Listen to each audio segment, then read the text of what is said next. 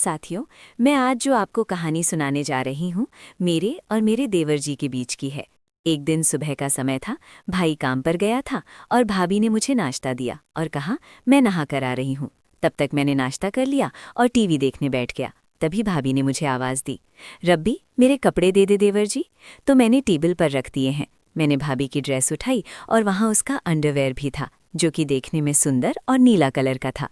मैं उस वक्त थोड़ा असमंजस में था कि मैं अपनी भाभी को कैसे दूं, लेकिन उसे कपड़े देते समय मैं सावधान था, क्योंकि भाभी का सम्मान करना जरूर था। हालांकि मेरे मन में कुछ बदलाव आया। मैं उसका रूप देखने लगा, मानो वो मेरे सामने खड़ी हो। उसने मुझे फिर आवाज़ दी और मैं बाथरूम की ओर चला गया। उसके कपड़े उसे दे दिए। उसने फिर से दरवाज़ा बंद कर दिया और मैं वहीं रुक गया। मैं दरवाजे के छेद से अंदर देखने के लिए उत्सुकता से उठ खड़ा हुआ। फिर मैंने भाभी का जो रूप देखा, मैं तंग रह गया। भाभी अपने दूध को सहला रही थी। ये देखकर मैं अपने आप को रोक नहीं पा रहा था। घर में कोई नहीं था, बस हम और भाभी दोनों ही थे। भाभी नहा चुकी थी और अपने कपड़े बदल रही थी। मैं पिच का हिस्सा ही देख लिया था और कुछ देर बाद वो बाहर आ गईं। दोस्तों, मेरा नाम पंकज है। ये तब की बात है जब मैं 23 साल का था। मैं बहुत छोटा था। तब मैं गर्मी की छुट्टियों में भाई के पास गया था। जब मैं ग्रेजुएट्स में था तो मेरी भाभी थोड़ी मोटी थी, लेकिन वो बहुत गोरी लग रही थी। वो हर वक्त छोटे कपड़े पहनती रहती थी। पूरे दिन घर पर सिर्फ मैं और भाभी ही होते थे, क्योंकि भाई काम पर जाता था और घर पर बहुत देर से आता था। कभी कभी वो रात में भी नहीं आता था। मैं और भाभी बचपन से ही बहुत फ्री रहते थे।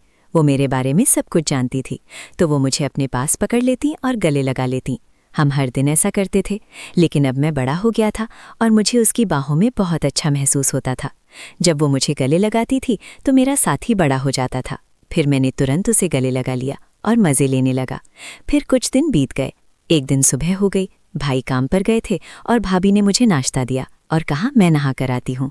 तब तक मैंने नाश्ता कर लिया और टीवी देखने बैठ गया। तभी भाभी ने मुझे आवाज़ दी, पंकज मेरे कपड़े दे दो। मैंने टेबल पर रख दिए हैं।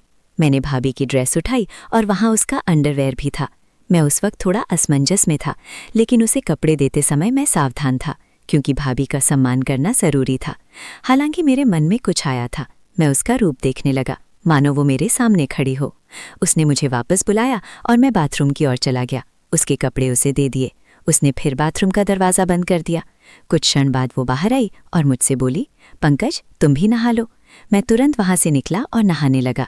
अंदर भाभी का अंडरवेयर लटका हुआ था। मैंने उसे हाथ में ले लिया और उसके महक में खो गया। नहाने के बाद कमर पर तौलिया लपेटकर बाहर आया और बोला, भाभी मेरे कपड़े दे दो।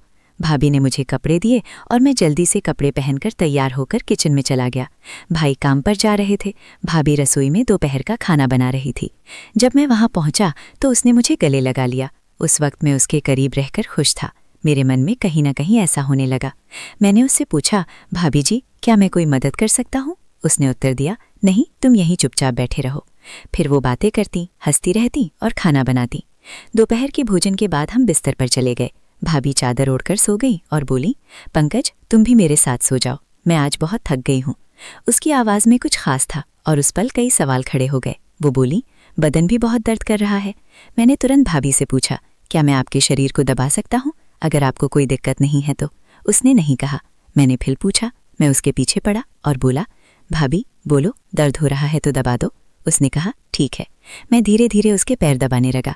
उसके घुटनों तक पहुंचकर मैं रुका और अब उसकी वो चीज़ दिख रही थी। मैंने उससे पूछा, भाभी ऊपर भी दबाना है क्या? तो वो बोली, हाँ दबाओ, मुझे आराम मिलेगा। धीरे धीरे मैंने उसके कपड़े ऊपर उठाए और मैं उसका आकार देख सका। उस दृश्य को देखकर मुझे एक अलग ही अनुभव हुआ। उसी पल मेरा ध्यान उस चीज़ पर रुक गया और मैं पूरी तरह से भ्रमित था। पंकज अब रुको, मैं भी तुम्हारे पैर दबाती हूँ, तुम्हारे भी पैर दर्द कर रहे होंगे। वो मेरे पैर दबाने लगी और उसके नाजुक हाथों के स्पर्श से मुझे बहुत अच्छा महसूस हो रहा था। उसने मेरे पैरों को दबाते हुए मुझे आराम दिया और मेरे औजार को खड़ा करके चूसने लगी, जिससे मेरा पानी निकल गया। फिर हम वहीं सो गए। अब मुझे थोड़ा बेहतर महसूस हुआ। फिर भी मैंने उनसे पूछा कि भाभी क्या मैं आपको गले लगा सकता हूँ? भाभी ने मुस्कुराते हुए जवाब दिया, क्यों नहीं लगाओ, तुम ऐसे क्यों पूछते हो, हम दोस्त हैं।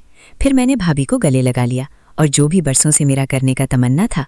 जैसे ही भाभी ने मुझे गले लगाया, मेरे दिल की धड़कनें तेज हो गईं और बरसों से मन में दबी हुई तमन्नाएं मानो एक सैलाब बनकर बाहर आने लगीं। भाभी की बाहों में जो गर्माहट और सुकून था, उसने मुझे पूरी तरह से अपनी गिरफ्त में ले लिया था। उनकी सांसें मेरी गर्दन को छू रही थीं, जिससे मेरे शरीर में एक सिहरन दौड़ गई। कुछ देर तक हम दोनों एक दूसरे में खोए रहे। फिर मैंने धीरे से उनके चेहरे की ओर देखा, जहां एक शरारती मुस्कान और आंखों में गहरा प्यार झलक रहा था। उन्होंने मेरे बालों में अपनी उंगलियां घुमाते हुए कहा, पंकज, तू अब सच में बहुत बड़ा हो गया है। उनकी उस बात ने मेरे भीतर के संकोच को पूरी तरह खत्म कर दिया। मैंने हिम्मत जुटाकर उनके करीब और सरकते हुए उन्हें अपनी बाहों में और कस लिया। उस दोपहर कमरे की खामोशी में सिर्फ हमारी धड़कनों की आवाज़ सुनाई दे रही थी। हमने उस दिन न केवल एक दूसरे के जिस्म को महसूस किया, बल्कि उस अनकहे रिश्ते को भी एक नई पहचान दी, जो अब तक सिर्फ हंसी मजाक तक सीमित था।